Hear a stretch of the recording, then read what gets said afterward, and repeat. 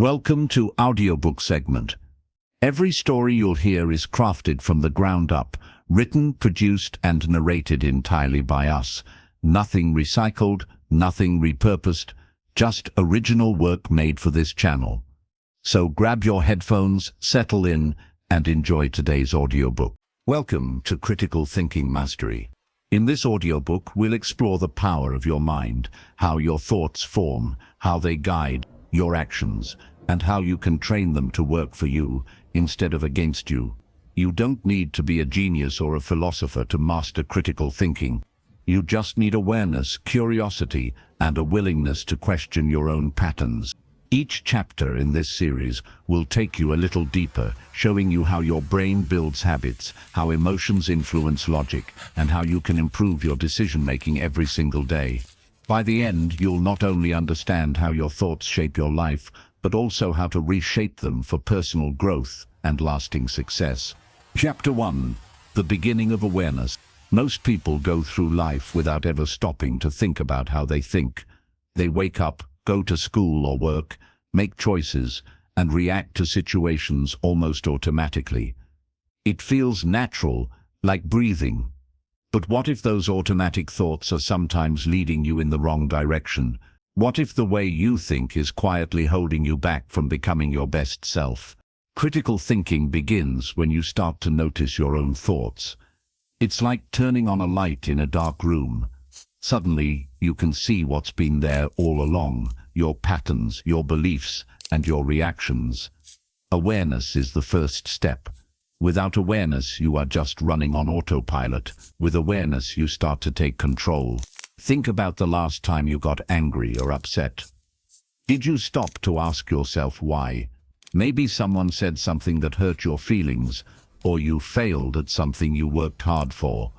When you pause and look deeper, you start to notice how your thoughts connect to your emotions. You might realize that your anger came not just from what happened, but from what you told yourself about what happened.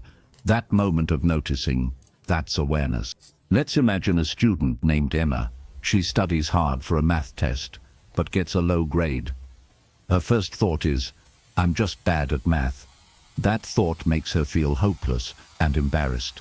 But if Emma practices awareness, she can stop and question that idea. Maybe she didn't sleep well. Maybe she misunderstood the instructions. Maybe she just needs more practice. By examining her thought, she changes her emotional response from failure to possibility. That's the power of awareness. Every human brain forms patterns. These patterns help us survive and make quick decisions. But sometimes, the same patterns keep us trapped. For example, if you grew up thinking you're not good enough, that thought might follow you into every challenge. Even when you succeed, you might still feel like you don't deserve it. The pattern continues until you notice it. Once you become aware, you can challenge it. You can say, "Wait, is that really true?" Critical thinking is not about judging yourself. It's not about finding every mistake in your thoughts. It's about learning to see clearly. It's the practice of looking at your thoughts like a scientist studies data, without fear, without shame. When you do that, you begin to separate what is real from what is just a story in your head. Awareness also helps you slow down.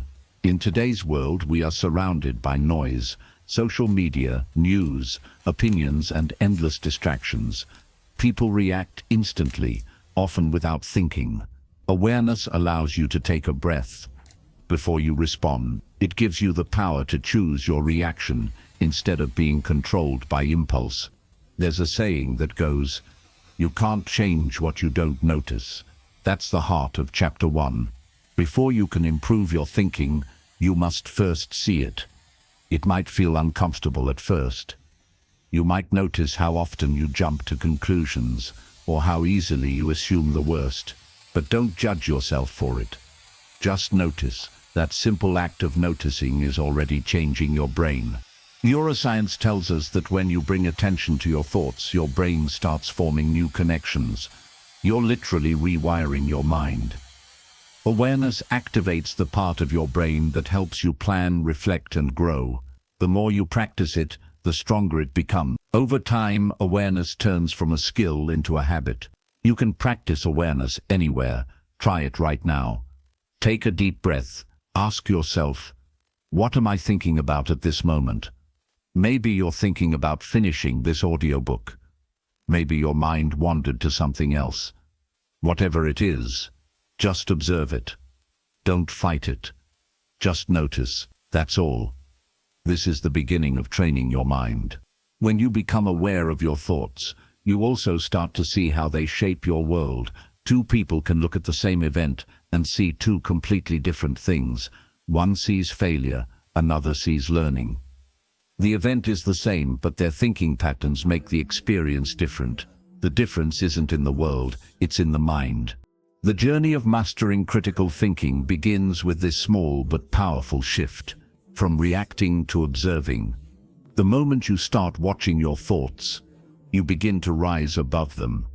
You stop being controlled by old habits and start creating new ones. You become the thinker, not just the thought. In the next chapter, we'll go deeper into how these thought patterns form and how you can begin to identify the ones that help you and the ones that hold you back.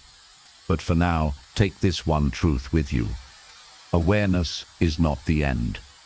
It's the beginning. It's the key that unlocks your ability to think freely, choose wisely, and grow endlessly.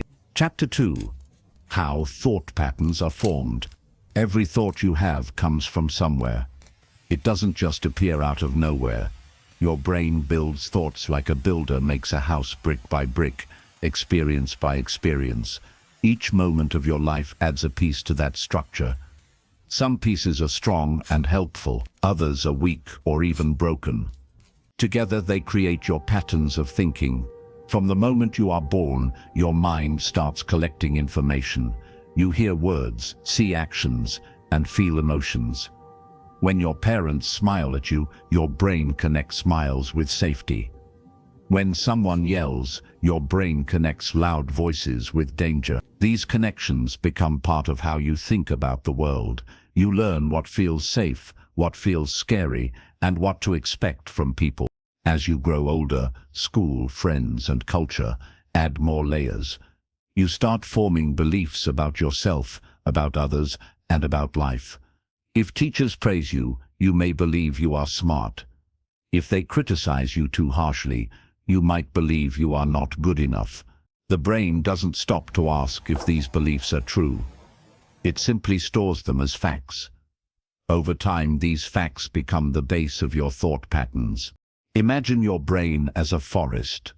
Each thought is like a path made by walking over the same spot again and again.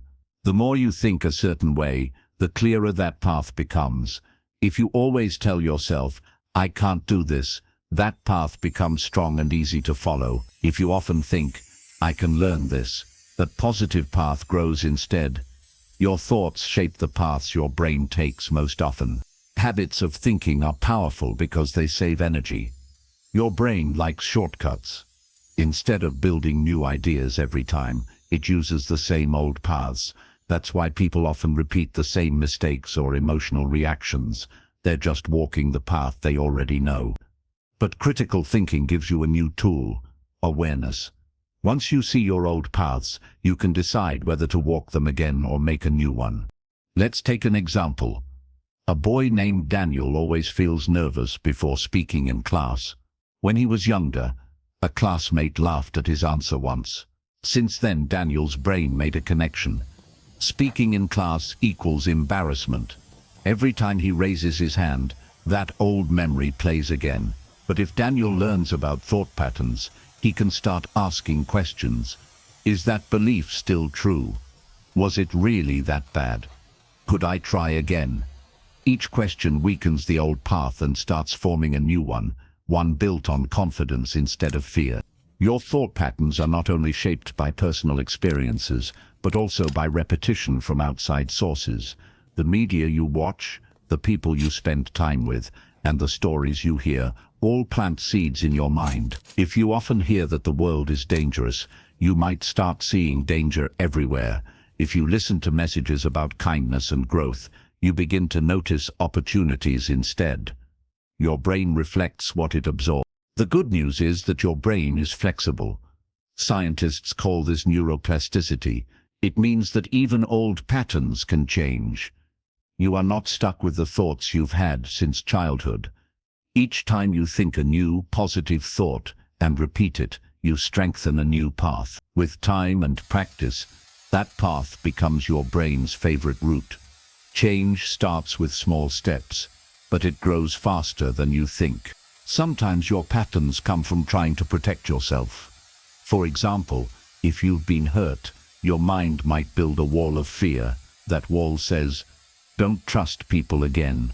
At first, it keeps you safe, but later, it may keep you alone. Understanding that your thought patterns were created to help you, even when they hurt you now, helps you treat your mind with kindness. Instead of fighting your thoughts, you start to understand them. Becoming aware of how your thought patterns formed also makes you more patient with others. When someone reacts with anger or fear, you can realize that their brain is following an old path too. They might be repeating a story built long ago. This understanding doesn't excuse bad behavior, but it gives you compassion. It reminds you that everyone is learning to think better, just like you are. Critical thinking begins to grow when you question where your thoughts come from. When you pause and ask, "Why do I believe this?" or "Who taught me to think this way?" you shine a light on your mind's history. You start to separate what's truly your thought from what you've simply inherited. This separation is powerful. It gives you the freedom to choose new beliefs that fit the person you are now. Let's return to our forest example. Imagine standing at the edge of your mental forest. You see hundreds of trails. Some are deep and familiar, others are faint and new. Each one represents a thought pattern. Awareness is like holding a flashlight. You can shine it on any path you choose. You can notice which ones lead to peace and which lead to stress. The moment you realize that you have the choice, you become the guide of your own mind. To reshape your thought patterns, start small. Catch one repeating thought today. Ask yourself where it came from. Does it still serve you? If not, what new thought could replace it? Maybe instead of "I'm not good at this," you try "I'm learning every day." Repeat it gently, often, and with belief. Each repetition lays down a new path through your forest. Over time, you'll begin to feel the difference. Your mind becomes lighter. You'll notice yourself pausing before reacting. You'll question instead of judging. You'll choose hope instead of fear. These are the signs that your critical thinking is growing stronger. It's not about thinking harder. It's about thinking clearer. Remember, your thought patterns are not your identity. They are habits your brain created to make sense of the world. You can unlearn them, reshape them, and create better ones. You are not trapped in your past. You are constantly rebuilding your mental landscape. The key is awareness, patience, and gentle repetition. As we move forward in this audiobook, we'll explore how emotions connect with thinking, how feelings can guide, but also mislead, your judgment. By understanding this link, you'll learn how to balance both logic and emotion in your daily choices. But before that, take a moment today to look within. Every thought has a history. Understanding that history is the first step toward mastering your mind. Chapter 3. Emotions and Logic, the inner balance. Every decision you make is a mix of two forces, emotion and logic. They live side by side in your mind, and they constantly talk to each other. Sometimes emotion speaks louder, other times logic takes control. True critical thinking begins when you learn to listen to both and find the right balance. Emotions are your body's first response to the world. They happen fast, often before you even realize it. When you see a dog running toward you, you might feel fear or joy instantly, depending on your past experiences. Logic, on the other hand, is slower. It takes that emotional signal and asks, "What's really happening here?" Together they help you understand and react to life. Many people think that emotions are the enemy of logic. They believe being logical means being cold or unfeeling. But that's not true. Emotions are not a weakness. They are information. They tell you what matters to you. Fear warns you of danger. Joy reminds you what you love. Anger tells you when something feels unfair. Emotions give color to your thoughts. Without them, your life would be flat and empty. Imagine you are walking across a busy street. A car suddenly honks loudly. Your heart jumps and you step back quickly. That's emotion saving your life. Then, after a moment, logic steps in and says, "Okay, the light was red. Next time, wait before crossing." In that short moment, both emotion and logic worked together perfectly. One protected you. The other taught you. But emotions can also mislead you. Sometimes your feelings are based on old fears or false assumptions. For example, if you once failed in front of a crowd, your brain might connect public speaking with danger. The next time you're on stage, fear rushes in, even if nothing bad is happening. Logic needs to step in here and remind you, this is a new situation. I'm safe. I've learned. That's balance. Let's look at another example. Suppose your friend doesn't text you back. Emotion might whisper, "They're ignoring me." You start to feel hurt or angry. But if you pause and let logic speak, it might say, maybe they're busy. Maybe their phone died.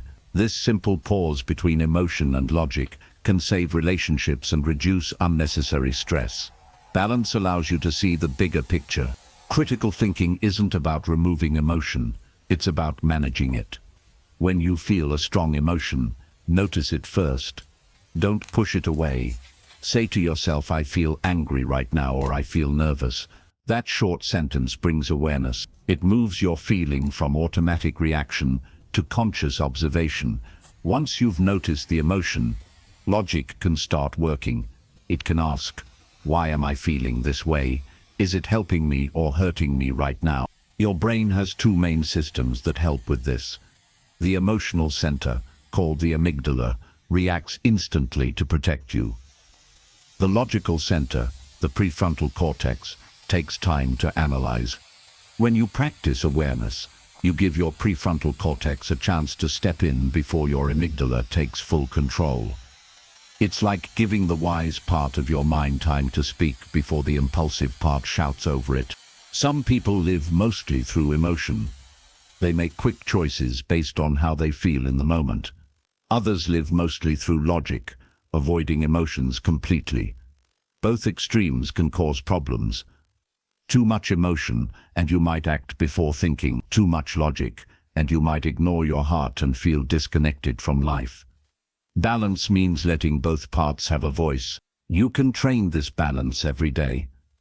When you face a problem, pause for a few seconds. First, name your emotion. "I feel frustrated." Then ask, "What facts do I know, and what can I control?" This simple exercise combines emotion and logic in real time. Over time, it becomes a habit. You'll find yourself calmer, wiser, and more confident in stressful situations. Let's return to Emma from chapter 1. She used to think she was bad at math. That belief came from emotion, disappointment, and shame. But after learning awareness, she started using logic too. She told herself, "I felt bad because I expected more, but I can still learn." By letting emotion and logic work together, she built resilience. That's how emotional intelligence grows alongside critical thinking. Remember, emotions are signals, not commands. Feeling scared doesn't always mean you're in danger.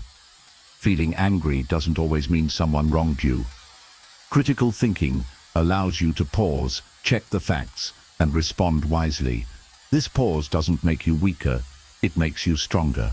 It gives you the power to choose your response instead of being controlled by your reaction. It's also important to understand that emotions affect logic more than most people realize. When you're tired, hungry, or stressed, your logical thinking becomes blurry. Small problems feel huge. That's why self-care matters in critical thinking. Sleep, nutrition, and calmness aren't just good for your body, they sharpen your mind. A rested brain balances emotion and reason naturally. There's a simple truth to remember. Emotions make you human, and logic makes you wise. When they work together, you become powerful. You think clearly, act calmly, and connect deeply with others. You stop fighting yourself and start understanding yourself. Before moving to the next chapter, try this small practice. Think of a recent situation where you reacted quickly. Replay it in your mind. What emotion did you feel first? What logic came afterward? How might the outcome have changed if you had paused for just 5 seconds longer? That reflection is how balance begins. In the next chapter, we'll explore how to question your own beliefs and see the hidden biases that shape your decisions. You'll learn how your brain sometimes tricks you and how critical thinking helps you catch those tricks before they control your life. For now, remember this. Emotion and logic are not enemies, they are partners. Balance them, and your mind becomes your greatest strength. Chapter 4. The hidden biases in your mind. Every person believes they see the world as it really is. We trust our eyes, our memory, and our thoughts, but the truth is, our minds don't show us the world exactly as it is. They show us the world through filters. These filters are called biases. They quietly shape what we notice, what we ignore, and how we judge everything around us. A bias is like wearing colored glasses without realizing it. The color changes how everything looks, but you think it's natural. In the same way, your brain has mental shortcuts that make thinking faster but not always accurate. These shortcuts help you survive, but they can also make you wrong without you knowing it. Our brains use biases because they save energy. Every second, you're surrounded by thousands of bits of information, sounds, sights, emotions, and thoughts. You can't focus on all of them at once, so your mind picks what seems most important. It uses your past experiences and beliefs to decide what matters. The problem is that same system can block out the truth or make quick, unfair judgment. Let's look at an example. Imagine you meet a new classmate who is very quiet. You might quickly think, they don't like me, but that's not a fact. It's an assumption. Maybe they're just shy, or maybe they're tired. Your brain jumped to a conclusion because of a bias called the fundamental attribution error. It happens when we believe someone's behavior comes from their personality instead of their situation. It's one of many biases that shape our everyday thinking. Another common bias is the confirmation bias. This one makes you notice information that supports what you already believe and ignore what doesn't. For example, if you think a subject is boring, you might notice every dull part of the class and miss the interesting parts. Or if you think a person is rude, you might only remember the times they acted that way and forget the times they were kind. Confirmation bias strengthens your beliefs, even when they're wrong. There's also the availability bias. Your brain tends to believe things that are easy to remember. If you recently saw news about a plane crash, you might suddenly feel that flying is dangerous, even though it's still safer than driving. Your brain doesn't mean to lie, it just trusts what comes to mind first. But quick memories aren't always accurate pictures of reality. Then there's the halo effect. When you like one thing about a person, your brain assumes everything else about them is good too. For example, if someone is good-looking or speaks confidently, you might think they're also smart or honest, without real evidence. The opposite, called the horn effect, happens when you dislike one thing about someone and assume the rest of them is bad. Both effects make it hard to see people clearly. Biases can also protect your ego. When something goes well, you might say, "I did great because I'm smart." When something fails, you might blame luck or others. "It wasn't my fault." This is called the self-serving bias. It makes you feel better, but it also stops you from learning. Growth begins when you can say, "I made a mistake, and that's okay. I can improve next time." Recognizing your biases doesn't mean judging yourself. Everyone has them. They are part of how the human brain works. The goal of critical thinking is not to erase your biases completely, but to see them, When you see them, they lose their power over you. Awareness turns bias from an invisible force into something you can control. Let's go back to Emma from earlier chapters. She used to believe she was bad at math. That belief wasn't based on truth. It was a bias formed by one bad experience. Every new math problem seemed harder because her mind kept proving her bias right. When she became aware of it, she realized it wasn't that she couldn't do math. It was that she had trained her brain to expect failure. Once she saw the bias, she started to break it. So how do you catch your own biases? The first step is curiosity. Ask questions like, what proof do I really have for this thought? Or, could there be another reason this happened? The second step is slowing down. Biases love speed. They thrive on quick judgment. When you take your time, you give logic a chance to speak. The third step is diversity, talking to people who think differently. Their perspectives can expose blind spots you didn't know you had. You can also test your thoughts. Suppose you believe, I'm just not good with people. Try asking, is that true all the time? With everyone, maybe you're just uncomfortable in large groups, but fine one-on-one. That simple test shows you that your thought was too general. By questioning your biases, you begin to see the world with more accuracy and more kindness. Biases aren't only about others, they shape how you see yourself too.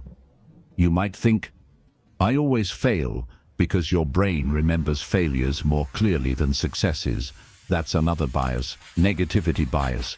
It evolved to help humans survive danger by remembering threats more than safe moments. But in modern life, it can make you feel hopeless. When you notice it, you can start reminding yourself of your wins too.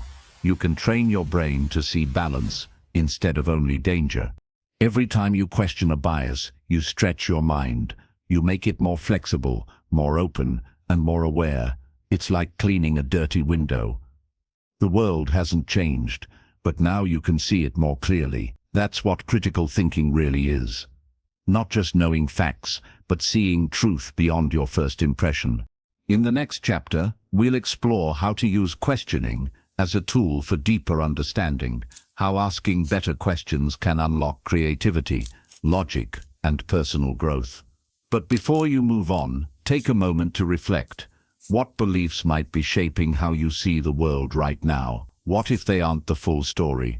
Awareness begins with that simple question. Chapter 5. The Power of Asking Questions.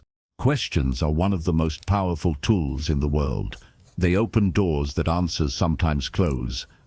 When you ask a question, your mind becomes curious, alert, and alive. It begins to search, to wonder, to connect pieces that were hidden before. That's the magic of questions. They make your brain work instead of just react. Most people stop asking deep questions as they grow older. As children, we ask why about everything. Why is the sky blue? Why do people fight? Why do I have to go to school?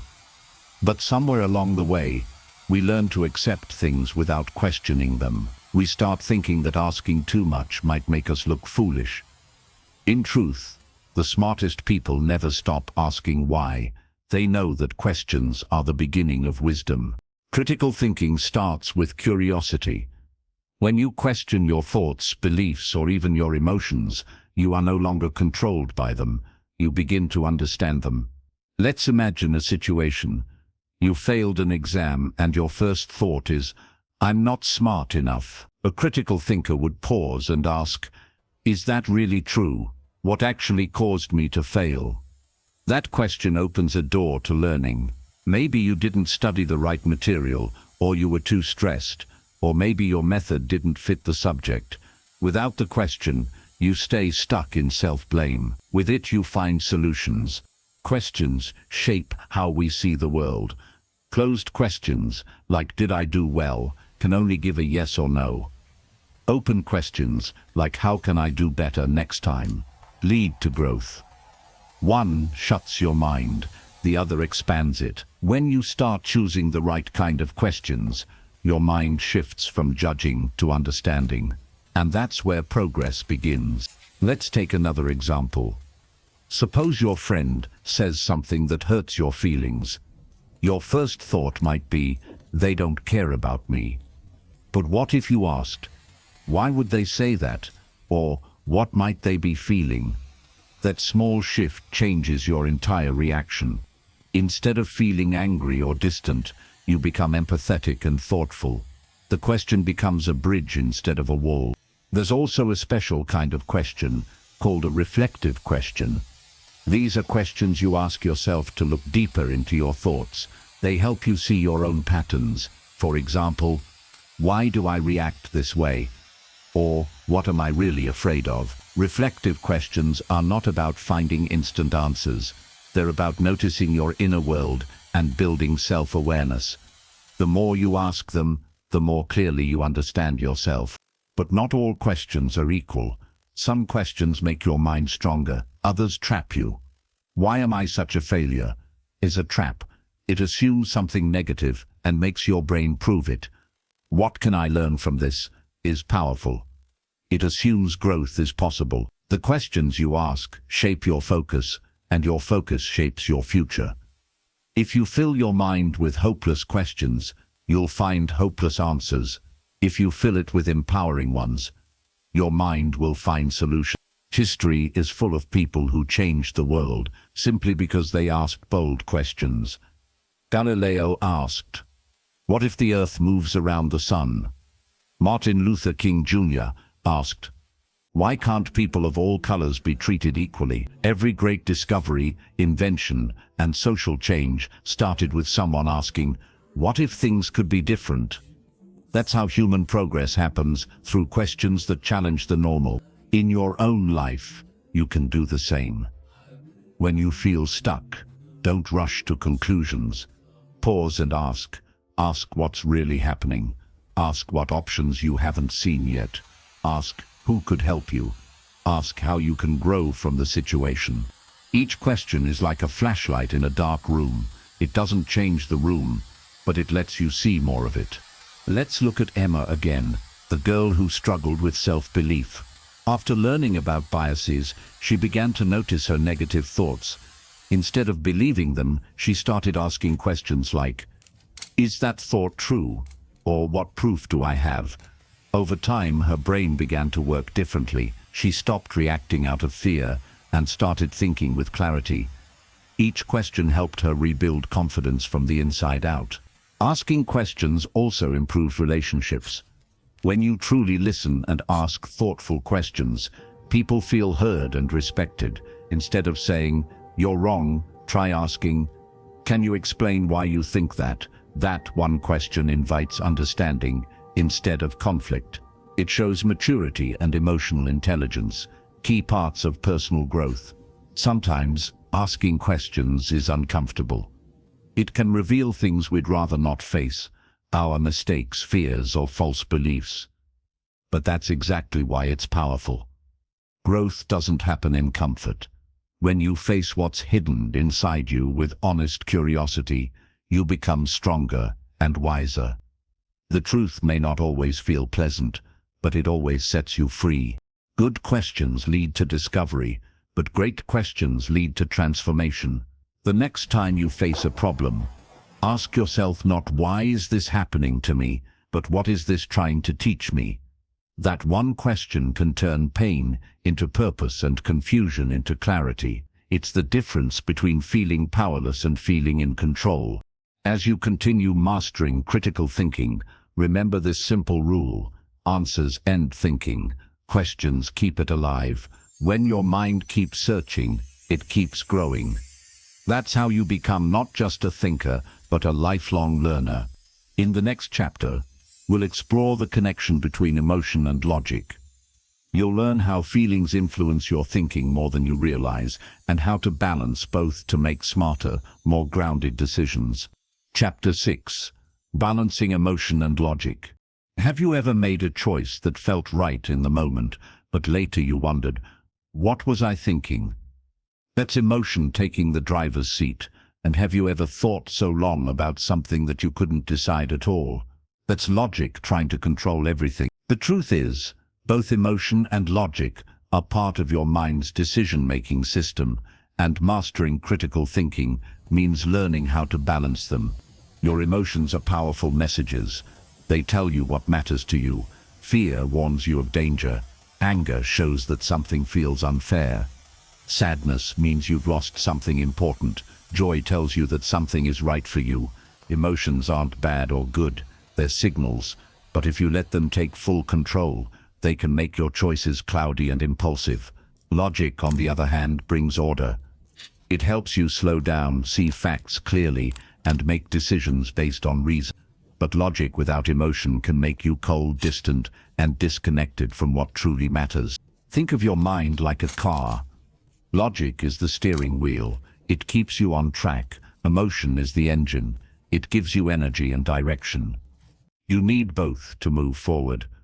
If logic drives without emotion, you might never take risks or follow your heart.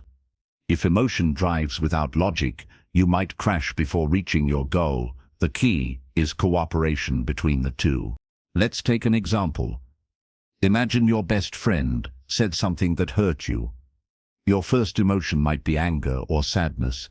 If you act only on that emotion, you might say something cruel back or end the friendship. But if you pause and add logic, you might think, maybe they didn't mean it that way. Maybe I should ask what's going on. That balance gives you emotional wisdom, the power to respond thoughtfully instead of reacting instantly. There's a science behind this. The emotional part of your brain, called the amygdala, reacts faster than the logical part, the prefrontal cortex. That's why emotions often come first. When you feel strong emotions, fear, anger, or excitement, your brain's alarm system activates before you even think. This is useful in danger, but in normal situations, it can cause you to overreact.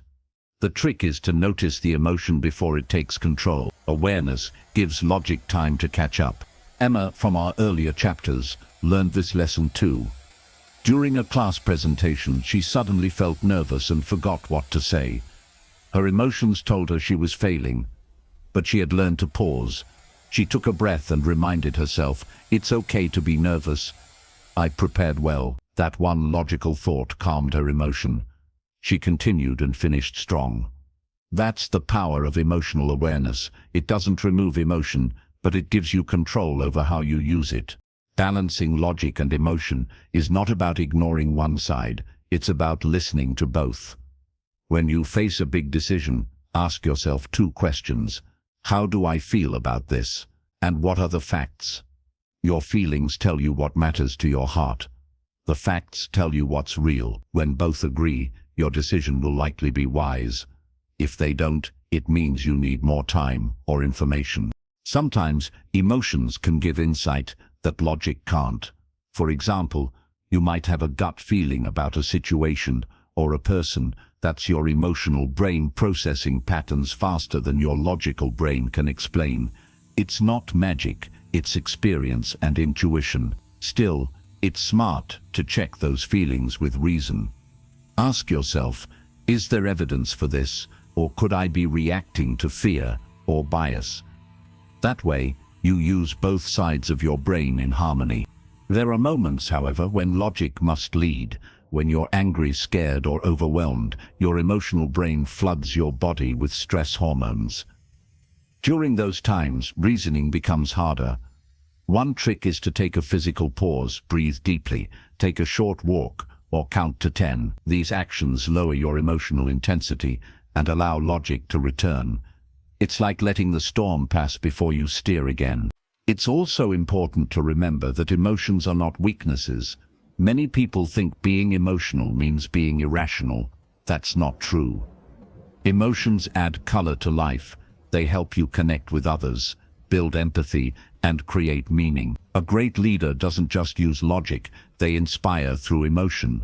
A great friend doesn't just analyze, they understand. Emotion gives your logic purpose. Balancing logic and emotion also helps you make ethical choices. For example, a purely logical person might make a decision that seems efficient but hurts others.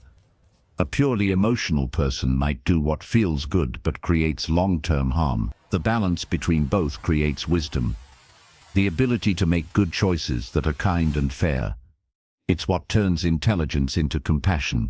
When you find yourself in conflict, whether with others or yourself, listen to both voices inside.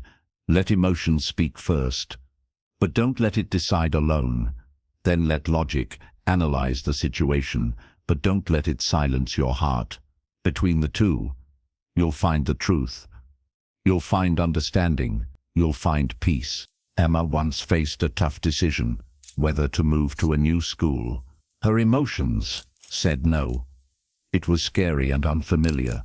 Her logic said yes. It offered better opportunities. Instead of choosing one side, she combined them. She listed her fears and addressed them logically. I'm afraid I won't make friends, but I've done it before. I'm nervous about new teachers, but I can adapt. With both logic and emotion working together, she found courage to move forward. Balancing these forces takes practice. Start by noticing your feelings before reacting. Name them. I'm angry. I'm nervous. I'm happy. Then ask, why am I feeling this way? And what do the facts say? This simple practice builds emotional intelligence and strengthens your critical thinking muscles. Over time, you'll find it easier to make calm, confident choices even in stressful moments. Remember, emotions give your thoughts life, and logic gives them direction. One without the other is incomplete. Together, they create wisdom, the kind that not only helps you make better choices, but also helps you understand yourself and others deeply. As we move forward, the next chapter will explore how habits form inside the mind, how repeated thoughts and actions shape who you become, and how you can rewire them through awareness and practice. Balancing emotion and logic is the foundation for that transformation, because real change begins when both your heart and mind work together. Chapter 7: The Science of Habits and Thought Loops. Have you ever wondered why some thoughts seem to play in your mind again and again, like a song you can't turn off? Or why some actions feel automatic, even when you know they don't help you? That's because your brain loves patterns. It builds shortcuts to make life easier. Those shortcuts are called habits. When habits form in your thoughts, they become thought loops. Your brain's main goal is to save energy. Every time you repeat a behavior or thought, your brain strengthens the connection that makes it easier next time. It's like walking through tall grass. The first time, it's hard, but if you walk the same path every day, the grass flattens, and soon there's a trail. The more you use it, the clearer it gets. That's how habits form, through repetition and reward. The same process happens with thinking. If you often tell yourself, I'm not good enough, that thought becomes easier to think next time. It doesn't mean it's true. It just means your brain made it automatic. The good news is that your brain can also create new trails, new thought patterns that serve you better. That's called neuroplasticity, your brain's ability to change itself based on what you focus on.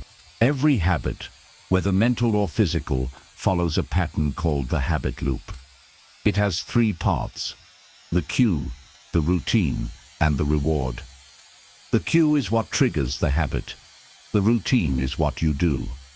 The reward is what your brain gets from it. Let's take an example. You feel stressed. Cue, you grab your phone and scroll social media. Routine, you feel distracted or relaxed for a moment. Reward, that small reward teaches your brain, do this again next time you feel stressed. Over time, it becomes automatic. Thought habits work the same way. For instance, if you face a challenge, cue, and instantly think, I can't do this. Routine, your reward might be avoiding discomfort.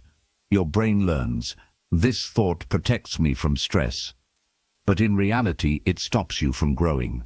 The habit loop keeps you trapped, not because you're weak, but because your brain thinks it's helping. Emma used to have a thought habit like that. Whenever something got hard, she told herself, I'm not smart enough. That thought became her brain's quick response. But when she learned about thought loops, she began to notice the cue, her frustration, and paused before reacting. Instead of repeating the same thought, she asked, what can I try differently? It wasn't easy at first, but with practice, her brain started forming a new trail. The more she used it, the stronger it became. To change a habit, you don't need to erase the old one, you need to replace it. Your brain needs a new routine and reward for the same cue. For example, if stress makes you reach for your phone, you could replace it with taking 3 deep breaths or writing in a notebook. If a negative thought starts, you could replace it with a question like, "What's another way to look at this?" The cue stays, but the response changes. Over time, the new habit becomes the automatic one. Awareness is the first step in breaking thought loops. You can't change what you don't notice. Start paying attention to the thoughts that repeat often. Ask yourself, when does this thought appear? What triggers it? What does it give me? Maybe it gives comfort, safety, or control. Understanding the reward helps you find a healthier way to meet that need. Science shows that habits are built in a part of your brain called the basal ganglia. It's responsible for automatic actions. Once a habit forms, your brain stops working as hard. It goes on autopilot. That's why it's so hard to change. You're fighting an efficient system that thinks it's helping you. But the same system can build powerful positive habits too. The trick is consistency. Every time you think a positive, helpful thought, you strengthen that path. For example, replacing "I can't do this" with "I'll give it a try" may feel fake at first, but every repetition builds a new connection. Over days and weeks, your brain begins to prefer that path because it's familiar. Change doesn't happen overnight. It's like training a muscle. The more you practice, the stronger it gets. Sometimes, habits hide inside emotions. You might not realize that worry, overthinking, or self-criticism are emotional habits. They feel natural because you've practiced them for years. The goal isn't to fight them, it's to interrupt them gently. When you notice yourself overthinking, say to yourself, "I'm thinking a lot right now. I can come back to this later." That small pause breaks the loop. It teaches your brain that you're in control, not your thoughts. You can also use the power of environment to shape your thought habits.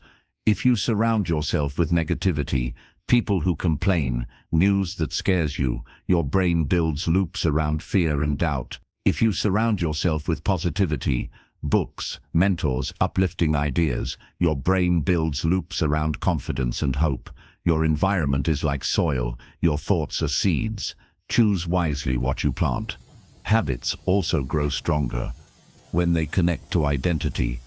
Instead of saying, "I want to be better at critical thinking," say, "I am a critical thinker." That small change tells your brain that the habit is part of who you are. Then every time you act with awareness, your brain rewards that identity, making it even stronger. Identity-based habits are the most powerful because they align your behavior with your self-image. It's also helpful to celebrate small wins. When you notice a negative thought and successfully replace it, acknowledge it. Say, "I caught it." That's progress.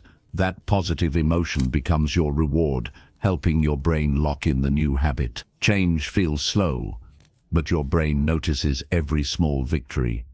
Over time, those victories become your new normal. Let's imagine this in action. You wake up and instantly think, "Today's going to be stressful." That's a cue. You pause, notice the thought, and replace it with, "I don't know yet, maybe something good will happen." You take a deep breath and start your morning calmly. That's a new routine. Your brain feels relief and peace. That's the reward. Repeat that enough, and "today might be good" becomes your default loop.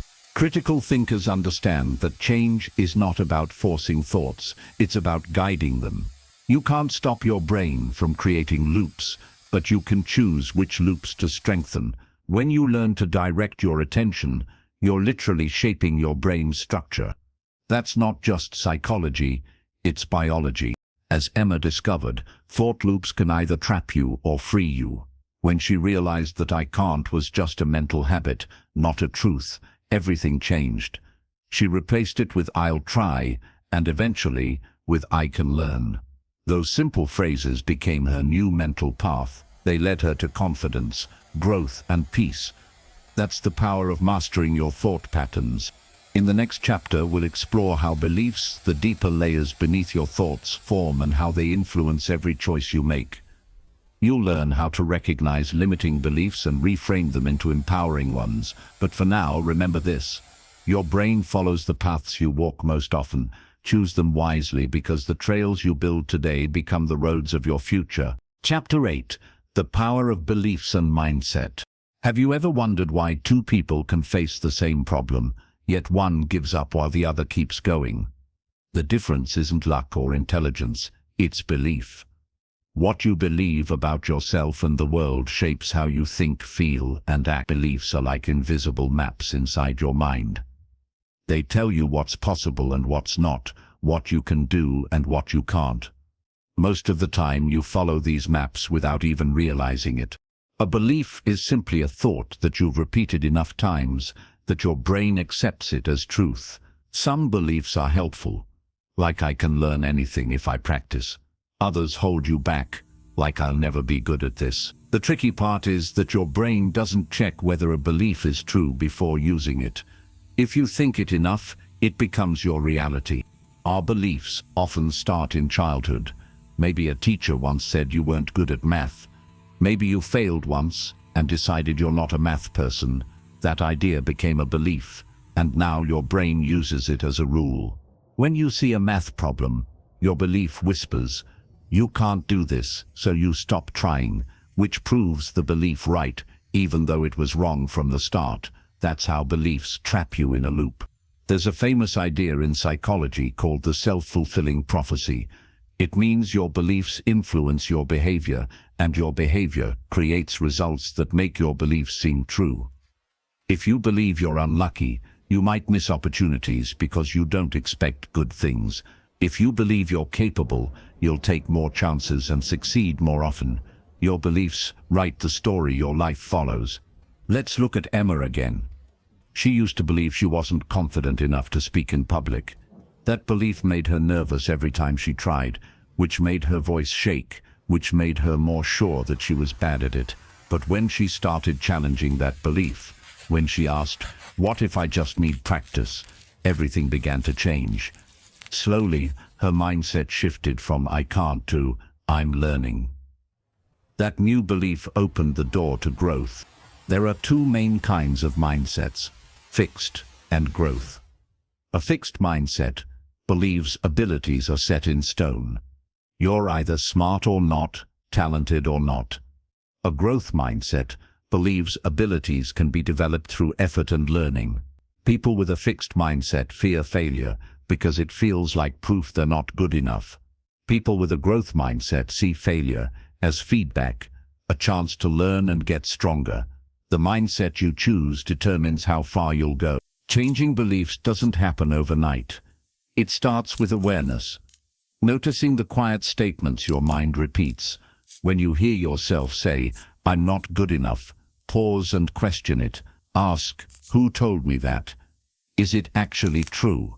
What evidence do I have against it?" You'll often find that the belief isn't based on truth, just on old experiences that no longer define you. Once you see that, the belief starts to lose power. One powerful way to rewire beliefs is through affirmation. With evidence, saying "I'm confident" means little if you don't believe it yet, but saying "I'm learning to be more confident, and I spoke up once in class last week" connects belief with proof. Your brain loves evidence. The more you collect, the more your new belief feels real. That's how growth becomes natural instead of forced. Beliefs also shape how you see others. If you believe people can't change, you'll treat them as if they're stuck, and they'll probably stay that way around you. But if you believe in growth, you'll encourage and inspire them. You'll notice their effort instead of their mistakes. That shift not only improves your relationships, but also strengthens your empathy and emotional intelligence. There's another hidden layer to belief: identity. What you believe about who you are defines everything you do. If you believe I'm a procrastinator, you'll act like one. If you believe I'm disciplined, your actions will follow that story. Changing identity-based beliefs is powerful because once your brain accepts a new identity, it starts looking for ways to prove it. That's why saying I'm becoming a disciplined person can change behavior faster than forcing yourself to act differently. Of course, not all beliefs are conscious. Some live deep in your subconscious mind, formed through years of experiences, culture, and repetition. You might not even know they're there until you notice a pattern that keeps repeating. Maybe you always quit when things get hard, or you avoid opportunities that scare you. Those behaviors point to hidden beliefs like I'm not ready or I'll fail anyway. Bringing them into awareness is the first step to rewriting them. It helps to remember that beliefs are not facts. They're flexible. You can hold them up to the light, test them, and decide if they still serve you. When a belief makes you feel small, trapped, or hopeless, that's a sign it's outdated. Replace it with one that's true and empowering. For example, I can't change becomes I'm learning every day. I always fail becomes I haven't succeeded yet, but I will. One word, yet, can change the entire meaning of a belief. Your mindset affects every area of your life, your learning, relationships, health, and happiness. When you believe growth is possible, your brain literally works better. Studies show that people with growth mindsets are more motivated, more resilient, and more creative. Their brains stay active longer and adapt faster to new challenges. Belief is not just psychology, it's biology in action. Let's imagine two students, Alex and Jordan. They both struggle in science. Alex says, I'm just not a science person. Jordan says, I don't get it yet. Alex gives up after one try. Jordan asks for help, tries again, and finally understands. The difference isn't talent, it's mindset. Jordan's belief in growth keeps the door open long enough for learning to walk through. You can start shifting your beliefs right now. Think of one area of your life where you feel limited. Write down the belief behind that feeling. Then write a new, more empowering one. Keep repeating it and find evidence for it in your actions. Bit by bit, your brain will start to believe it, because it's true. Emma did this when she realized her belief. I'm not a leader came from fear, not fact. She began helping classmates, speaking up more, and soon people looked to her for guidance. Her belief changed, and so did her behavior. That's the power of mindset. Change your beliefs, and your entire world changes with them. As you move forward, remember, beliefs are choices. You can choose to believe in limitation or in growth, in fear or in possibility. Your thoughts create your beliefs shape your mindset, and your mindset creates your future. In the next chapter, we'll explore how to make decisions with clarity and confidence, combining everything you've learned so far about awareness, emotion, logic, and belief to make choices that align with your goals and values. Chapter 9: Decision-making with clarity and confidence. Every day you make decisions, some small, some big, and some that could change your life. What time to wake up, what to eat, what to study, who to trust, whether to say yes or no.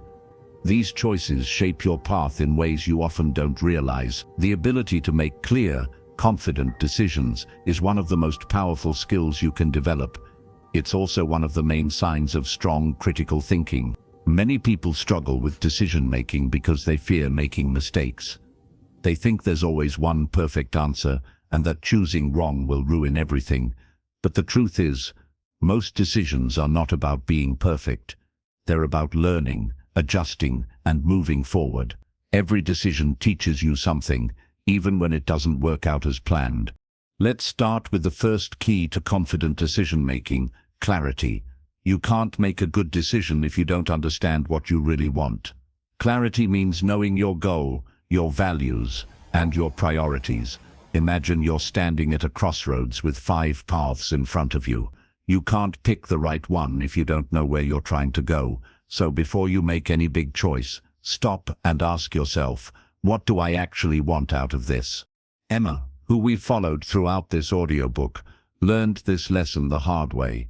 When she was younger, she used to say yes to everything, every project, every invitation, because she didn't want to disappoint anyone. But she ended up overwhelmed and tired. One day, she realized she had never asked herself what she truly wanted. Once she became clear on her goals, to grow, to learn, and to focus on her future, her decisions became much easier. Clarity gave her peace. Once you know what you want, the next step is to collect information, but not too much. This is where many people get stuck in what's called analysis paralysis. They keep gathering facts, comparing options, reading opinions, and waiting for absolute certainty before acting. But total certainty almost never comes. The best thinkers know when they have enough information to move forward. Critical thinking helps you find that balance between curiosity and action. Confidence in decision-making doesn't come from always being right. It comes from trusting your process. When you make decisions based on clear thinking, self-awareness, and good values, you can stand by them even if the outcome isn't perfect. Confidence grows from knowing you thought things through, not from guessing right every time. Another big part of making confident decisions is managing your emotions. Fear, anger, or excitement can cloud your judgment. Imagine making an important choice when you're really angry or stressed. You'll probably regret it later. Critical thinkers know when to pause. They step back, breathe, and let the emotion pass before deciding. It's not about ignoring feelings, but about making sure emotions don't take the driver's seat. A useful habit is to ask yourself, if I weren't afraid, what would I choose? Fear of failure, fear of rejection, or fear of the unknown can make you avoid decisions that could actually help you grow. When you take fear out of the equation, your real priorities often become clear. Confidence doesn't mean you're never scared. It means you move forward even when you are. Logic and intuition both play roles in decision-making. Logic helps you weigh facts, risks, and outcomes. Intuition, or gut feeling, helps you sense patterns your conscious mind might not notice. The best decisions often combine both. For example, if you've studied and practiced something for a long time, your intuition becomes trained. Your gut feeling isn't random, it's your brain recognizing subtle clues based on experience. The key is knowing when to trust it and when to slow down and analyze. Emma once faced a big decision, whether to switch her major in college. Her logic said staying in her current field was safer, but her gut told her she wasn't happy. She took time to reflect, list her reasons, and imagine her future in both paths. Finally, she made her choice to change her major. It was scary, but it turned out to be one of the best decisions she ever made. The clarity came from logic. The confidence came from trusting herself. It's also important to remember that not deciding is still a decision. When you avoid choosing, you're letting time, chance, or other people decide for you. This usually leads to regret because you lose control of your direction. Making decisions might feel risky, but avoiding them is often riskier. Growth comes from stepping forward, even if the next step isn't perfectly clear. Sometimes you'll make the wrong choice. Everyone does. The difference between confident thinkers and fearful ones is how they handle mistakes. When things don't work out, don't waste energy on guilt or self-blame. Instead, ask, what can I learn from this? Every wrong turn can teach you how to choose better next time. This mindset transforms failure into fuel for growth. Another useful approach is to consider both short-term and long-term effects. A choice that feels easy now might cause problems later. Likewise, a hard decision today might lead to big rewards in the future. Thinking ahead helps you see beyond the moment. That's how great decision makers plan, by looking at both the present and the path ahead. Your environment also influences your decisions. The people you spend time with, the media you consume, and the beliefs you hear can all shape how you think. That's why it's important to surround yourself with people who think critically, stay positive, and encourage growth. When you talk through your options with the right people, you often see things more clearly. Let's take a moment to think about how critical thinking works during decision-making. It starts with awareness, understanding your thoughts and emotions. Then you analyze the information, separating facts from opinion. Next, you consider different perspectives, asking how others might see it. Finally, you make your choice and take responsibility for it. This process helps you make choices that fit your values and goals. Confidence in decision-making isn't about control, it's about trust. Trusting that you've thought deeply, that you're capable, and that you can handle whatever comes next. Even when life surprises you, you can adapt and learn. That's real confidence, not arrogance, but calm strength built from experience and self-belief. Remember, every decision is a seed. Some grow fast, others take time, but each one shapes your future. When you make decisions with clarity, courage, and care, you design your life on purpose instead of letting it just happen. In the next chapter, we'll explore how to stay resilient when your decisions don't go as planned, how to recover, rebuild, and keep moving forward no matter what life throws at you. Chapter 10. Building resilience through setbacks and failures. Everyone faces failure at some point in life. You can't avoid it, and you shouldn't try to. Failure is one of the most powerful teachers you'll ever have. It's the part of life that tests your strength, patience, and attitude. The difference between people who succeed and those who give up is not luck or talent. It's resilience. Resilience is the ability to recover, to stand up after falling, and to keep going even when things get hard. When something goes wrong, your first reaction might be disappointment or frustration. Maybe you studied hard for a test and still didn't get the grade you wanted. Maybe you worked on a project and it didn't turn out right. In those moments, your mind starts asking questions like, "What's wrong with me?" or "Why even try again?" But here's the truth. Failing doesn't mean you're weak. It means you're learning. Every failure is feedback, showing you what to do differently next time. Let's go back to Emma, the person we've been following throughout this journey.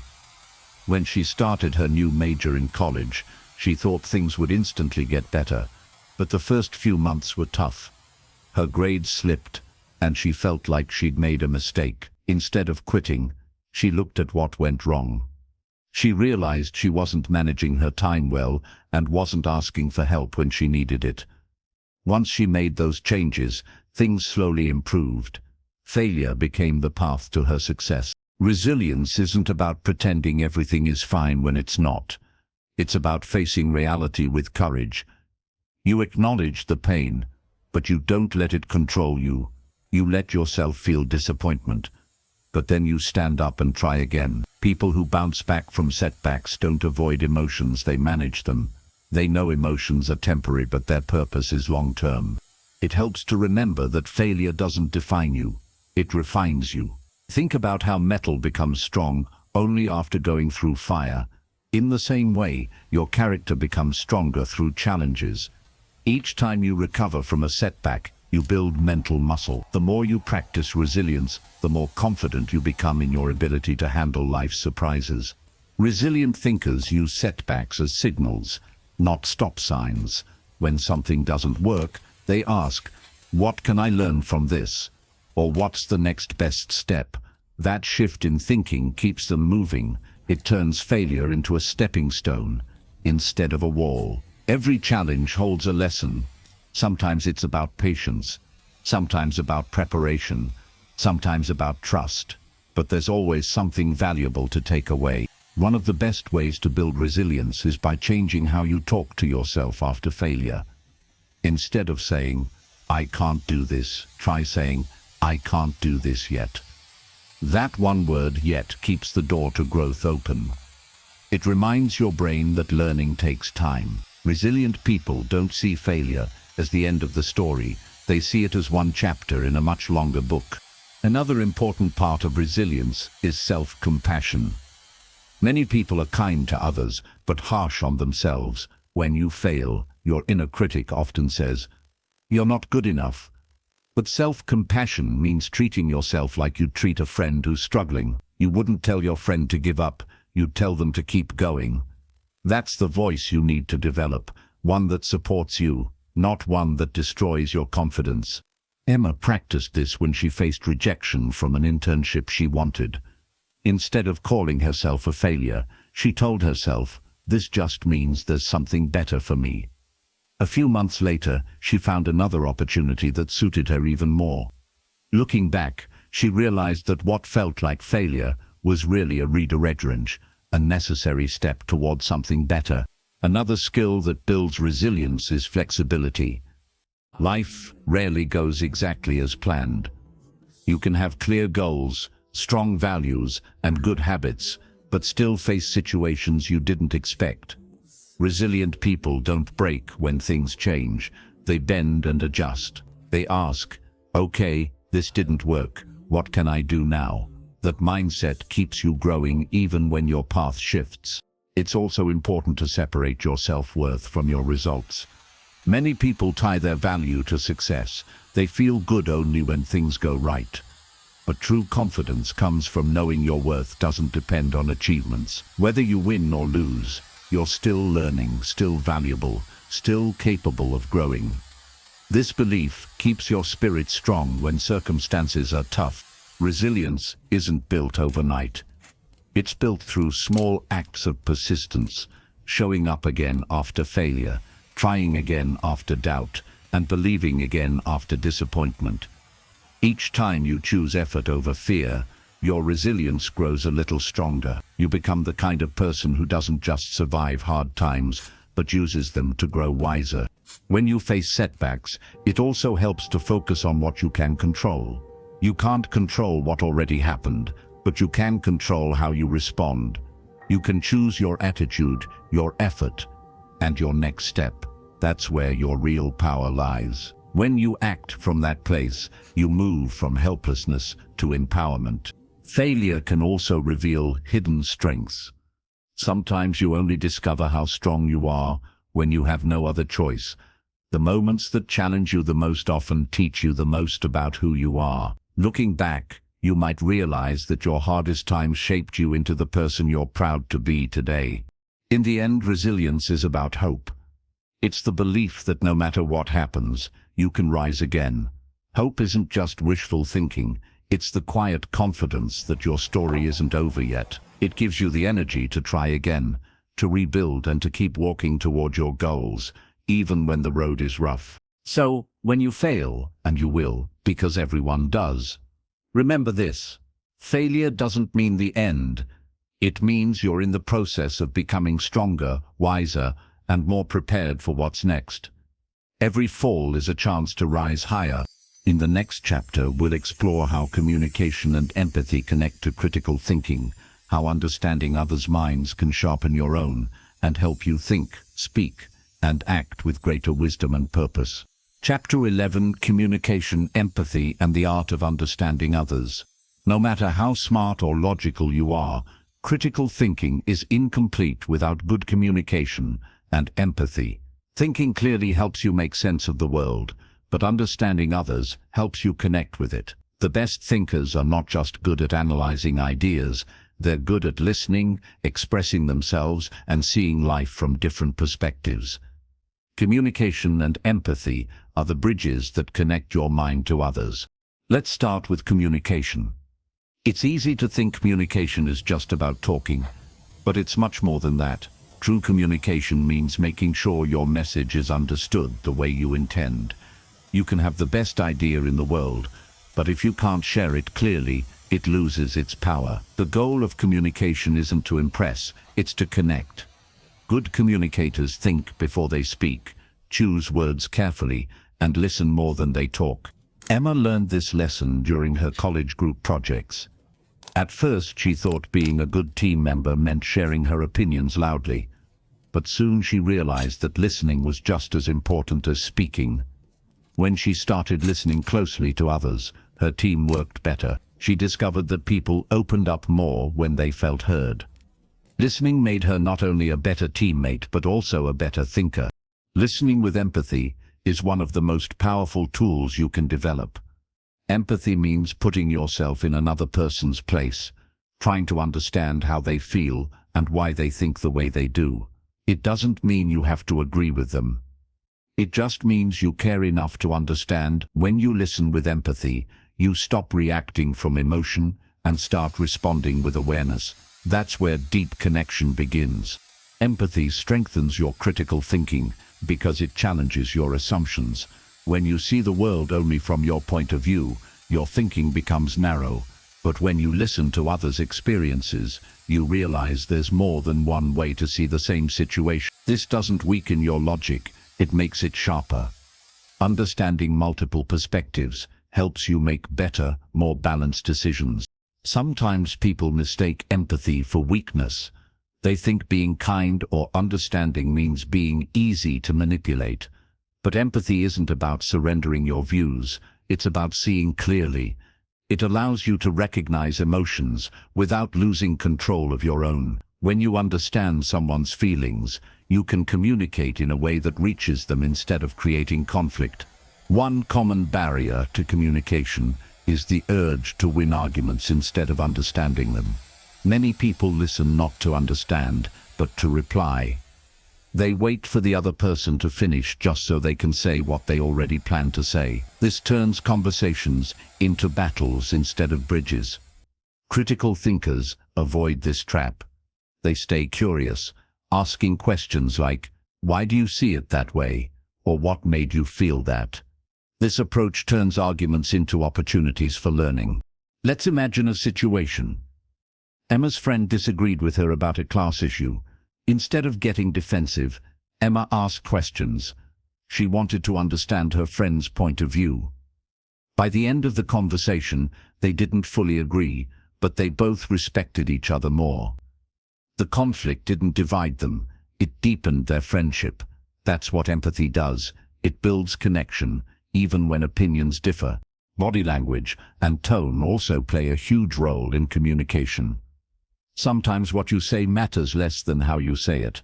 A kind tone can make even difficult truths easier to accept, while a harsh tone can make simple words sound like attacks. Being aware of how your energy affects others is part of emotional intelligence, and emotional intelligence supports critical thinking. When you manage your tone, you control the impact of your words. Another part of empathetic communication is patience. People often need time to express themselves, especially when emotions are high. Rushing them or interrupting can make them feel unheard. A patient listener gives others space to think and speak, which leads to better understanding. Patience doesn't slow down progress, it deepens it. Empathy also helps you see the hidden side of conflict. When someone acts rudely or unfairly, it's easy to respond with anger. But a critical thinker pauses and asks, what might be going on behind their behavior? Maybe they're stressed, scared, or misunderstood. Seeing that deeper layer doesn't excuse bad behavior, but it gives you perspective. Instead of reacting with more anger, you can respond with calm and wisdom. In the digital age, communication happens more through screens than face-to-face. Texts, social media, and emails can easily be misunderstood because they lack tone and body language. This makes empathy even more important.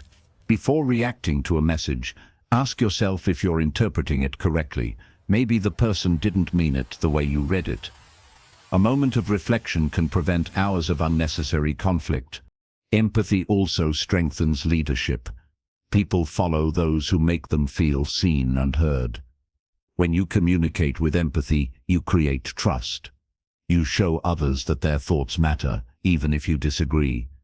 This makes teamwork smoother, relationships stronger, and problem-solving faster. The best leaders don't demand respect, they earn it through understanding. Emma experienced this during her internship. She was leading a small team and noticed one member seemed unmotivated. Instead of criticizing him, she asked how he was doing. It turned out he was struggling with personal stress. That simple act of empathy changed everything. He felt supported, started working better, and the whole team improved.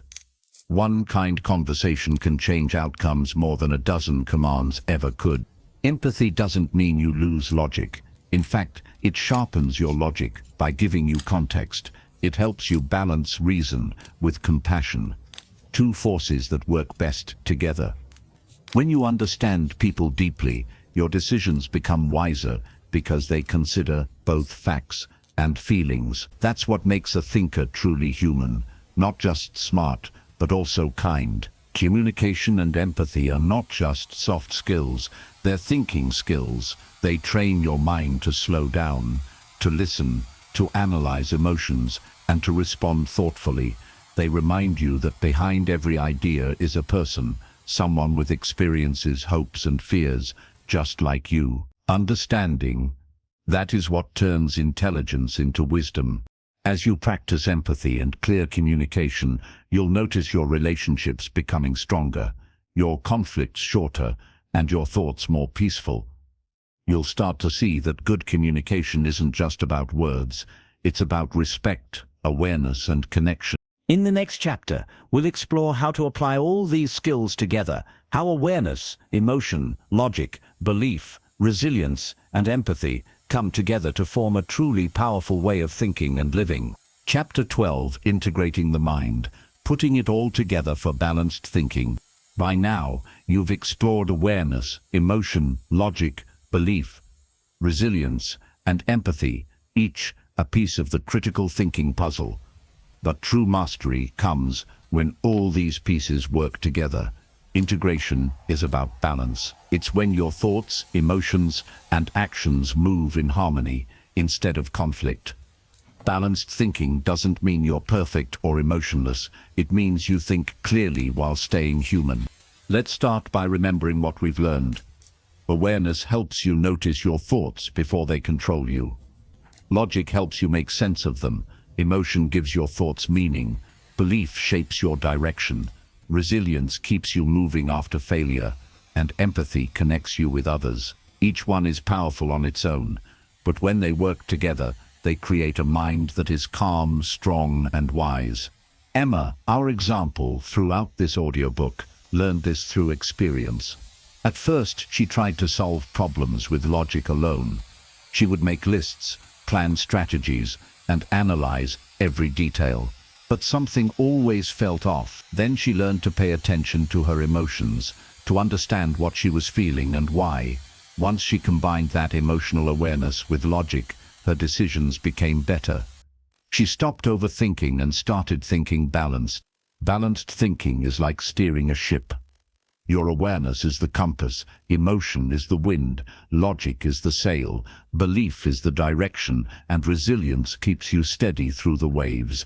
Without balance, you either drift aimlessly or crash into obstacles. But with integration, you can navigate almost any situation, calmly, clearly, and with confidence. Many people struggle because they separate their mind into parts. They think feelings and logic can't exist together, but real critical thinking blends them. You can be logical and kind, confident and humble, analytical and creative. When your inner world is balanced, your outer world begins to reflect that balance too. To integrate your mind, you must first slow down. Most poor decisions come from rushing, reacting, instead of reflecting. A balanced thinker takes a moment to pause, breathe, and observe. You might say to yourself, what am I feeling? What's the truth here? What do I want to create? That short pause reconnects all the parts of your thinking process and keeps you from acting out of impulse. Emma used this method during a major life choice, whether to accept a job offer in a new city. Her emotions told her she was nervous. Her logic said it was a good career move, and her beliefs reminded her that growth requires discomfort. By listening to all parts of her mind, instead of just one, she made a choice that felt both right and realistic. That's integration in action, not just thinking, but thinking wisely. Another part of integration is learning to let go of extremes. Sometimes people think in black and white, success or failure, good or bad, right or wrong. But life usually lives in the gray. Balanced thinking accepts complexity. You can be disappointed and grateful at the same time. You can make mistakes and still be growing. You can care for others without losing yourself. Accepting these dual truths gives your mind flexibility and peace. Integration also means being consistent. Your thoughts, words, and actions should align. If you think one thing but do another, your mind feels divided. But when you act in harmony with your values, your confidence grows. You trust yourself more because you know you're living in truth. Every small act of alignment strengthens your inner stability. Critical thinkers understand that balance is not something you find once, it's something you keep creating. Life changes, emotions shift, and new challenges appear. Each time you adjust, realign, and continue forward. Integration isn't a finish line, it's a lifelong practice. One of the greatest benefits of integrated thinking is emotional stability. You stop swinging between overreaction and indifference. You stay calm under pressure because your mind and heart are working together. When logic feels cold, emotion warms it. When emotion feels overwhelming, logic grounds it. Together they create wisdom. Empathy, too, fits naturally into this balance. When your mind is integrated, you understand yourself well enough to understand others. You don't take everything personally, and you communicate with patience. Instead of fighting every difference, you search for understanding. You become not just a thinker, but a peacemaker. Let's return to Emma one last time. By combining awareness, emotion, logic, belief, resilience, and empathy, she became more than just a student. She became a leader in her own life. She learned that thinking clearly isn't about removing feelings, it's about guiding them. It's about using every part of your mind together, like instruments in an orchestra, each playing its part in harmony. Balanced thinking also helps you deal with uncertainty. When life doesn't go as planned, you don't panic. You observe, adjust, and adapt. You understand that clarity doesn't come from knowing everything. It comes from trusting your process. You know you can handle challenges because your thinking isn't fragile anymore. When your mind is integrated, your choices become grounded, your emotions steady, and your relationships deeper. You no longer react to life. You respond to it.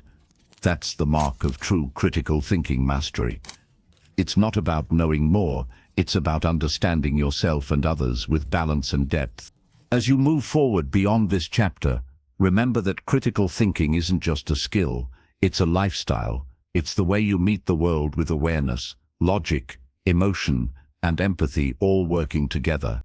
It's how you build a calm, strong, and purposeful mind that can handle anything life brings your way.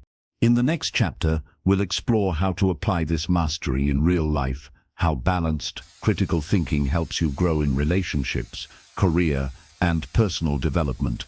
This is where everything you've learned comes to life. Chapter 13. Applying critical thinking in real life. So far, you've learned how to think clearly, balance emotion and logic, question beliefs, and integrate all parts of your mind. Now, it's time to bring those lessons into the real world. Because critical thinking isn't just something you know, it's something you use. This chapter is about turning awareness into action and thoughts into results. Let's start with the small moments. Every day, you face dozens of choices: what to eat, how to spend your time, how to talk to someone, whether to react or stay calm. These moments may seem ordinary, but they shape your future. Critical thinking helps you pause before acting. It gives you space between impulse and decision, a space where wisdom lives. Take an example. Imagine you're in a group project and your teammate doesn't do their part. Most people would instantly get angry or complain, but a critical thinker pauses and asks, what's really happening here? Maybe that person is struggling with something. Maybe they didn't understand the task. Instead of reacting emotionally, you respond thoughtfully. That's how critical thinking shows up in daily life, through calm, smart action. In your relationships, critical thinking helps you communicate better. Many arguments happen because people listen to reply, not to understand. But when you think critically, you listen to learn. You notice tone, body language, and emotion. You ask questions instead of assuming. You say, "Help me understand what you mean," instead of "you're wrong." That simple change transforms how people see you and how peaceful your connections become. In school or work, critical thinking makes you a problem solver. Instead of feeling stuck when things go wrong, you ask, "What are my options? What can I control right now?" You analyze the situation from different angles. You stop blaming others and start finding solutions. This mindset doesn't just make you smarter. It makes you dependable. People begin to trust your judgment because you stay calm under pressure. Let's revisit Emma. After learning the principles of critical thinking, she started applying them everywhere. When she faced a disagreement with her best friend, she used empathy and logic together. Instead of shutting down, she listened and asked questions. When she received tough feedback at work, she didn't take it personally. She reflected, learned, and improved. Over time, her relationships deepened and her confidence grew, not because life got easier, but because she got wiser. Critical thinking also helps you manage time and priorities. Instead of rushing through your day, reacting to everything, you start making intentional choices. You ask, "What's most important right now?" Or "Is this really worth my energy?" This mindset cuts away distractions. You stop chasing everything and start focusing on what truly matters. In a world full of noise, social media, opinions, and constant pressure, critical thinkers are rare. Most people follow trends or react emotionally to headlines, but you can be different. You can pause, research, reflect, and decide for yourself. That independence of mind is powerful. It makes you a leader, someone who influences others, not by shouting, but by thinking clearly. Critical thinking also helps with emotional strength. When someone criticizes you, you don't break down or lash out. You ask, "Is there truth in what they're saying? Maybe there is something useful to learn." If not, you let it go. Either way, you grow stronger. You stop letting every opinion control your peace. Let's look at another real-life situation. Suppose you're saving money and see something expensive you really want. Your emotions say, "Buy it. You deserve it." Logic says, "Wait. Do I really need this?" A critical thinker listens to both sides and makes a balanced choice. Maybe you set a goal and reward yourself later. You still enjoy life, but with purpose and control. Another example, dealing with stress. When life feels heavy, most people panic or shut down. But you can apply critical thinking by asking, "What's causing this stress? What can I change right now?" You separate facts from feelings. Maybe the problem isn't as big as it feels. Maybe it's just a matter of perspective. That clarity brings peace. One of the best ways to strengthen your critical thinking is journaling. Writing down your thoughts helps you see patterns. You might notice that you always react a certain way or repeat the same fears. When you see your thoughts on paper, you can question them. You can say, "Is this thought helping me or hurting me?" Over time, journaling turns confusion into clarity. Critical thinking also applies to goal setting. Instead of saying, "I want to be successful," you break it down. What does success mean? What steps can I take today? What might stop me? Thinking this way keeps your goals realistic and achievable. You don't wait for luck. You build progress through awareness and planning. In friendships, critical thinking builds trust. You don't gossip, jump to conclusions, or assume the worst. You give people the benefit of the doubt. You ask for clarity. You choose kindness over judgment. These habits make you the kind of person others respect. Thoughtful, calm, and fair. As you keep applying critical thinking, you'll notice something amazing. Life becomes less chaotic. Problems don't disappear, but they stop controlling you. You start responding with patience, creativity, and purpose. You realize that peace isn't found by avoiding challenges, but by thinking clearly through them. Critical thinking isn't about being perfect. It's about being aware. You'll still make mistakes, and that's okay. The difference is, now you'll learn from them instead of repeating them. Every mistake becomes a lesson. Every challenge becomes an opportunity to grow wiser. Emma once said, "Critical thinking didn't change who I am. It helped me become more of who I want to be." That's the heart of it. This skill doesn't turn you into someone else. It helps you understand yourself, others, and the world more deeply. So as you move forward, practice this every day. Pause before reacting. Question your thoughts. Listen with empathy. Balance emotion with reason. Reflect on your choices. This is how critical thinking comes alive. Not in theory, but in how you live, love, and grow. In the next chapter, we'll explore how to build long-term habits that keep your critical thinking strong, even when life gets tough. You'll learn how to stay sharp, grounded, and emotionally stable, no matter what comes your way. Chapter 14. Building lifelong critical thinking habits. Critical thinking isn't something you master once and forget. It's a lifelong habit, like brushing your mind every day. Just as you care for your body through food and exercise, you care for your mind through reflection and awareness. The more you practice, the stronger and clearer your thinking becomes. Let's start with one simple truth. Habits shape who you are. What you do repeatedly becomes automatic. If you practice lazy thinking, jumping to conclusions, or reacting emotionally, that becomes your default mode. But if you practice awareness, questioning, and reflection, your mind learns to respond with wisdom instead of impulse. So how do you build strong thinking habits that last? You begin small, one choice at a time. Big change always starts with simple, repeatable actions. One of the first habits to develop is daily reflection. At the end of each day, take 5 minutes to think, what did I learn today? What could I have done better? What am I grateful for? This short practice trains your mind to slow down and observe. It keeps you aware of your thoughts and behaviors. Over time, this reflection builds mental clarity. You stop repeating mistakes and start growing with intention. Another important habit is asking better questions. Instead of saying, "Why is this happening to me?" ask, "What is this trying to teach me?"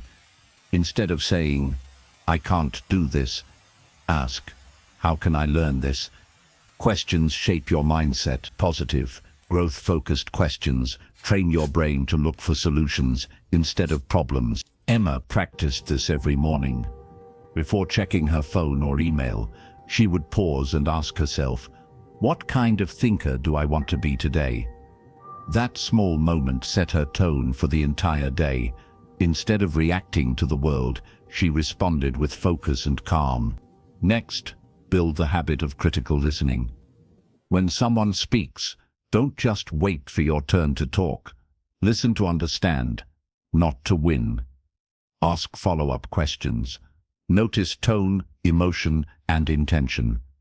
Most people listen to defend their opinion, but critical thinkers listen to learn. This simple shift transforms relationships and builds trust. You can also create the habit of information filtering. In today's world, we're surrounded by constant noise, news, opinions, and social media.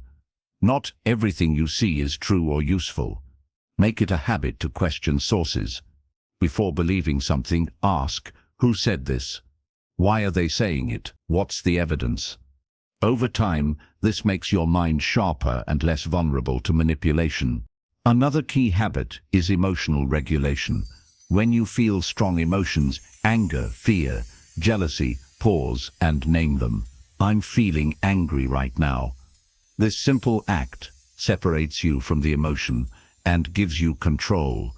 You stop reacting blindly and start responding wisely. Practice this enough, and you'll notice how peaceful your life becomes. Reading and learning also keep your critical thinking alive. The more you expose your mind to new ideas, the more flexible your thinking becomes.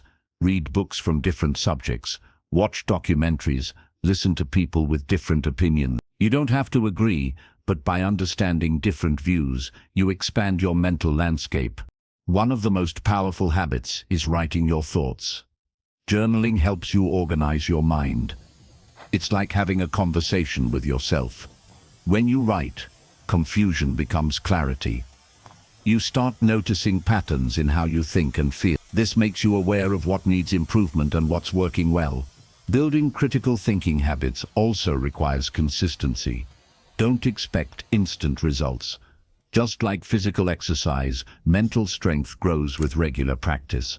Some days you'll feel sharp and focused.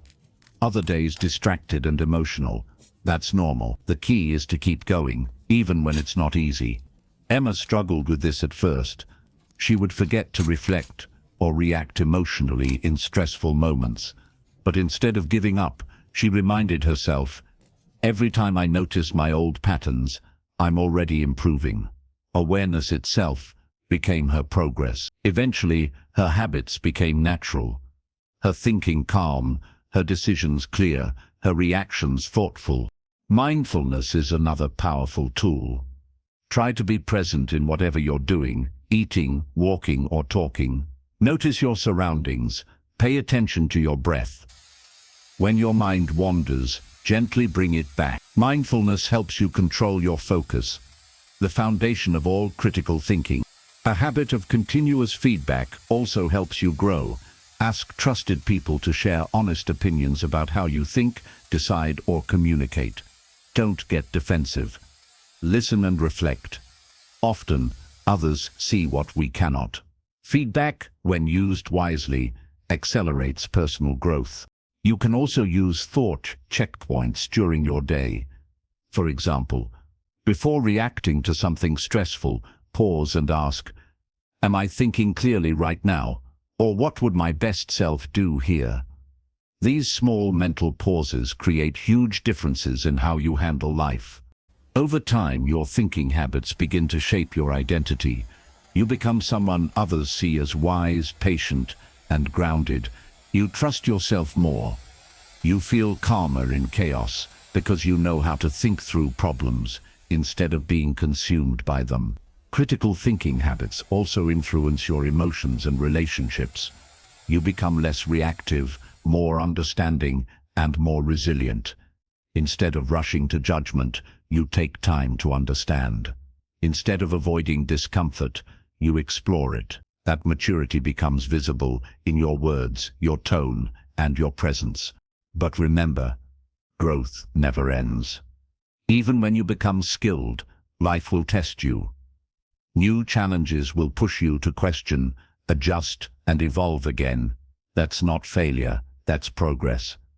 A lifelong critical thinker knows there's always more to learn, more to understand, and more to refine.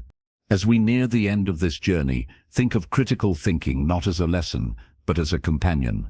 It walks beside you, guiding your choices, protecting your peace, and helping you grow. It's not about being right all the time, it's about being real, curious, and aware. Every moment is a chance to practice, to pause, reflect, and think better. And with each small step, you're not just building habits, you're building a better version of yourself. In the next and final chapter, we'll explore how to sustain this mindset for a lifetime, how to live as a critical thinker in a complex, ever-changing world. Chapter 15. Living as a critical thinker in a complex world. You've come a long way from understanding awareness, logic, emotion, and belief, to practicing reflection, balance, and empathy. You've built the foundation of a powerful mind. But critical thinking doesn't end when this audiobook does. It begins now, in real life, where every choice, challenge, and conversation becomes a chance to use what you've learned. The world you live in moves fast. Information spreads in seconds, opinions clash online, and emotions rise quickly. It's easy to get lost in noise, confusion, or fear. But as a critical thinker, you see differently. You don't just react, you respond. You pause, question, analyze, and then act. That calm clarity makes you stand out in a world that often rushes without thinking. Living as a critical thinker means you lead with awareness. You notice your thoughts before they control you. You understand that emotions are signals, not enemies. When anger, stress, or sadness appear, you listen. You ask, what is this feeling trying to tell me? Instead of fighting emotions, you learn from them. That self-awareness becomes your superpower. It also means you value truth over comfort. Most people chase what feels good, even if it's not real. But a critical thinker searches for what's true, even when it's hard to face. You admit when you're wrong. You change your mind when new evidence appears. You don't need to win every argument. You just want to understand reality more deeply. That's real strength. Emma discovered this when her company made a mistake that affected customers. Instead of defending it, she faced the truth, apologized, and worked on a solution.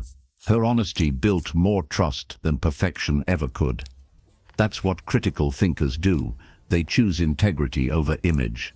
Living this way also means accepting complexity. The world isn't black and white. People, ideas, and experiences often contain both light and shadow. Instead of labeling things as good or bad, you look deeper. You ask, what's the full story here? This open mindset helps you grow wiser and more compassionate. Critical thinkers are lifelong learners. You never stop exploring, questioning, or improving. You stay curious, even about small things, how something works, why people behave a certain way, or what a new idea could mean. Curiosity keeps your mind alive. When others close their minds, you keep yours open. You also learn to protect your focus. In a world filled with distraction, focus is power. You don't let notifications, drama, or noise pull you away from your purpose. You choose what deserves your attention. Every no to distraction is a yes to clarity. Another sign of a true critical thinker is humility. You understand that knowing more doesn't make you superior, it makes you more responsible.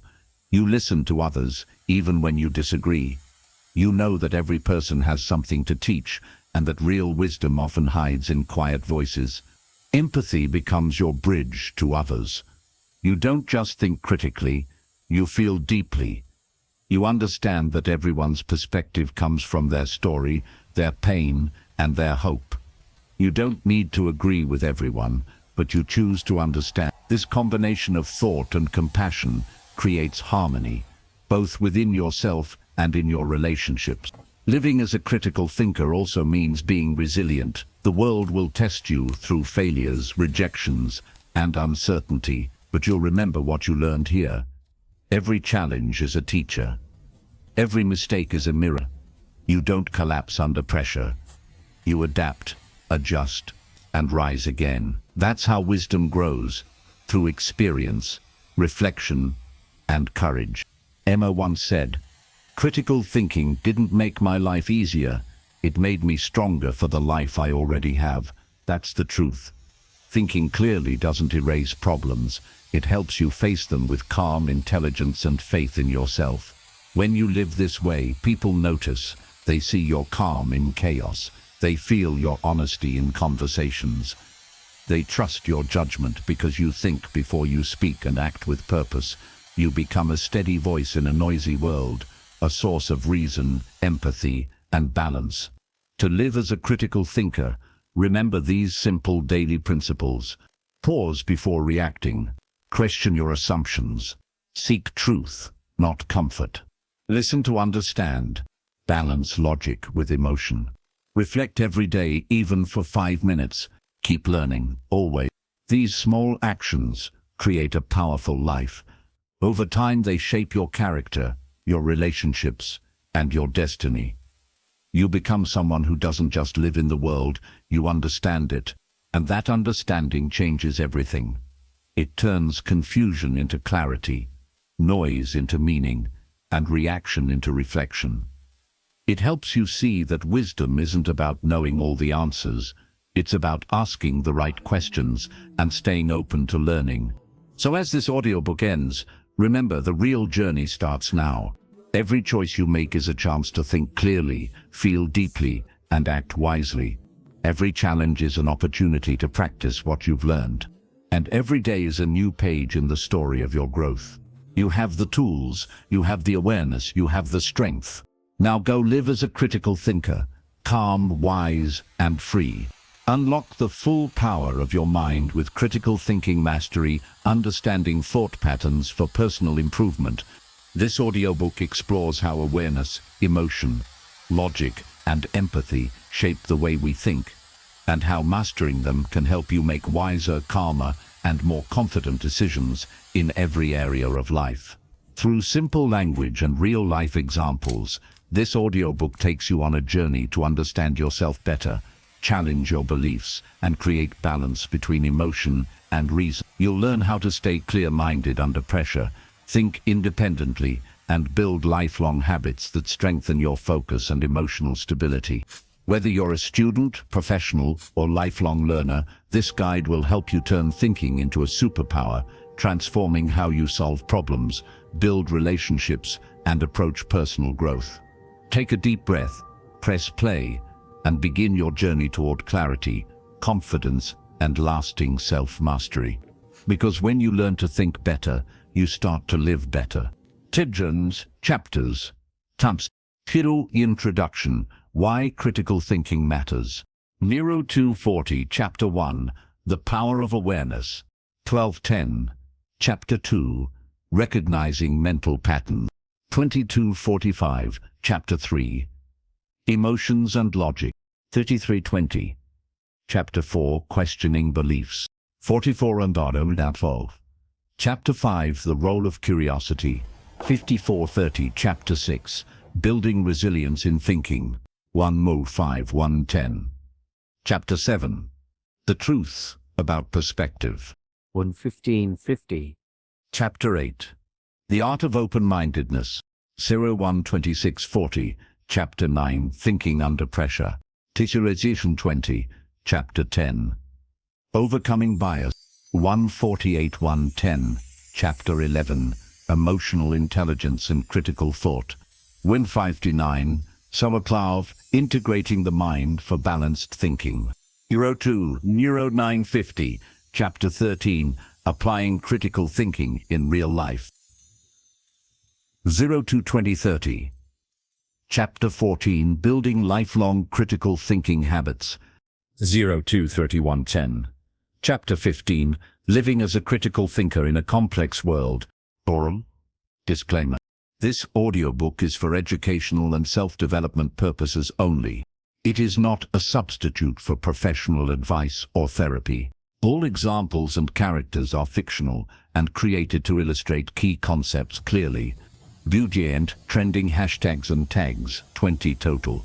Critical thinking, audiobook, self-development, mindset, personal growth, motivation, emotional intelligence, focus, awareness, positive thinking, mindfulness, life lessons, growth mindset, wisdom, psychology, decision-making, mental health, thinking skills, learning, self-improvement.